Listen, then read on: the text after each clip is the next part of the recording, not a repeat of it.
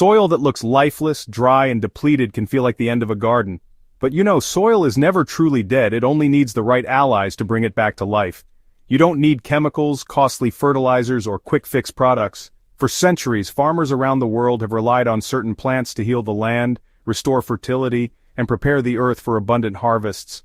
These plants do more than just grow, they dig deep, unlock hidden nutrients, suppress weeds, attract pollinators, and create a foundation for lasting soil health. At Soil and Crop Central, we're diving into 10 powerhouse plants that can revive even the most tired ground, no chemicals required. Clover is one of the most time-tested soil builders, with roots in European agriculture dating back 1,000 years. When soils were exhausted from over-farming in the Middle Ages, clover saved countless harvests by feeding the ground rather than depleting it. The secret lies in its roots. Clover partners with microscopic bacteria that live in nodules along the root system. Together they capture nitrogen from the air and convert it into a natural fertilizer that enriches the soil. But clover doesn't stop there. Its deep-reaching roots break apart compacted layers, allowing air and water to move more freely underground.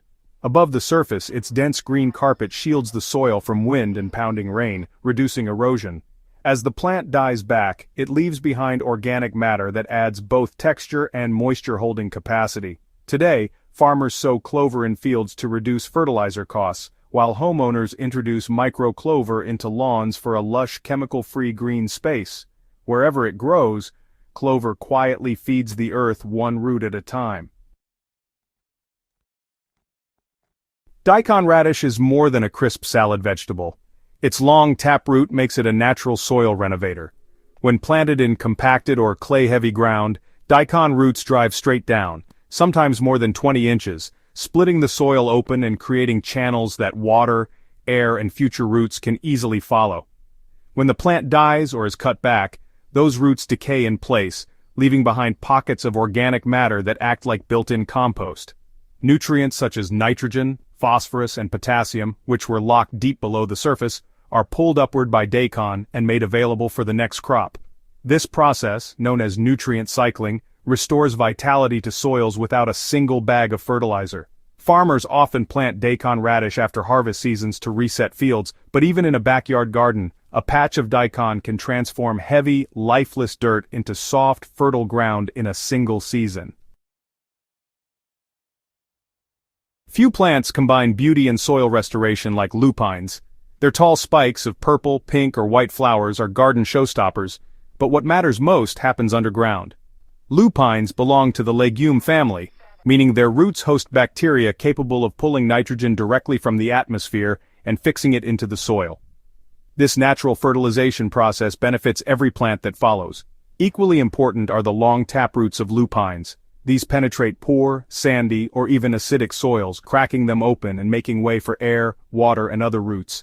After flowering, the plants can be cut and left as mulch, feeding organic matter back into the soil surface. For gardeners who want both vibrant color and healthier soil, lupines deliver season after season. Alfalfa has been cultivated for thousands of years, feeding armies, livestock, and trade routes. Today it remains one of the most important forage crops worldwide, but its value for soil is just as impressive as its role as feed. Alfalfa roots can plunge 15 feet into the ground, creating one of the deepest living systems of any crop. These roots fracture hard-pan layers that many plants cannot penetrate, turning lifeless dirt into aerated, sponge-like soil. Like other legumes, alfalfa fixes nitrogen naturally, enriching the earth with nutrients. The root channels also act as water reservoirs, storing moisture that reduces drought stress in future crops. When tilled or left to decompose, alfalfa adds large amounts of organic matter that improve tilth, texture, and fertility. If one plant deserves the crown for reviving soils on a large scale, it's alfalfa. Comfrey has earned a legendary status among soil builders. Known as a dynamic accumulator, Comfrey's deep taproots mine nutrients like potassium and nitrogen from depths unreachable to most plants. Those nutrients are stored in its lush leaves, which can be chopped and used as mulch or compost accelerators. A simple formula makes Comfrey especially valuable as liquid fertilizer. Chop 1 kilogram of fresh comfrey leaves, place them in a bucket, and add 10 liters of water. Let the mixture steep for 2 to 3 weeks until it forms a dark, nutrient-rich liquid. Dilute this concentrate at a ratio of 1 part Comfrey tea to 10 parts water before applying to plants. This simple preparation recycles nutrients into the soil and provides a powerful, chemical-free fertilizer. Beyond fertilization, Comfrey's roots loosen compacted soil and improve structure. Its leaves create a living mulch around fruit trees and vegetables, protecting the soil while steadily feeding it. When speed matters, buckwheat is unmatched. This ancient crop, domesticated in Asia over 6,000 years ago, grows from seed to flower in just 30 days. Its shallow, fibrous roots may not reach as deep as radishes or lupines, but they spread quickly, blocking weeds and improving topsoil texture. Buckwheat's dense canopy shades the ground, preventing invasive species from establishing. Once incorporated into the soil, its hollow stems and leaves decompose rapidly, adding organic matter that boosts water retention and fertility. Buckwheat also produces compounds that suppress weed seeds, giving future crops a clean, fresh start. Its blooms attract pollinators in droves, and its seeds provide both food and grain alternatives. For soils in urgent need of revival, buckwheat offers fast, effective results. Towering sunflowers do more than just brighten a landscape. Their deep tap roots act as natural drills, penetrating hard soil layers, pulling up hidden water reserves and drawing nutrients to the surface. As they grow, these sunflowers help prevent erosion by holding the soil in place with their sturdy roots and stalks. When sunflowers are cut down or left to decompose, they contribute large amounts of biomass to the soil, feeding microbial life and enriching fertility. Historically, sunflowers were cultivated by indigenous peoples in North America for food and oil, and they remain one of the most versatile crops even today. In modern gardens, they suppress weeds with their height, attract pollinators, and prepare soil for future harvests. Hairy vetch may look a bit scraggly, but honestly it's one of the most effective soil healers out there. Its sprawling vines act like a living blanket, suppressing weeds, preventing erosion, and, keeping moisture locked into the soil. Like other legumes, its roots actually fix nitrogen, which helps replenish fertility for crops that come after. When you cut it and leave it on the surface, hairy vetch transforms into a soft mulch that slowly releases nutrients as it decomposes. Farmers use it to prepare fields for demanding crops like corn and wheat, while gardeners can really rely on it to reset tired soil without having to use chemicals. It's a patient, steady worker that just keeps improving soil season after season. Often thought of as just a simple kitchen spice, mustard actually has a second life as a soil restorer. Its strong taproots burrow deep, loosening compacted soils and creating passageways for air and water. Above ground, mustard leaves shade out weeds and shield the soil from erosion. One of mustard's hidden strengths is its ability to fight soil-borne pests. Its roots release natural compounds that can suppress nematodes, those tiny microscopic worms that can damage crops.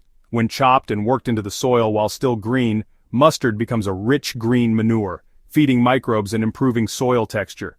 It even helps clean up contaminated land by pulling heavy metals from the ground, a process called phytoremediation.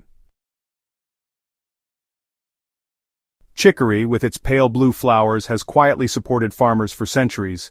Its long taproot works just like a natural plow, breaking apart dense soils and drawing water and minerals from deep underground. Those channels actually remain long after the plant decomposes, helping future crops really thrive. Chicory's leaves shade the soil, helping to hold in moisture and keep weeds down. When you cut it back, the plant adds organic matter that boosts fertility and improves drainage.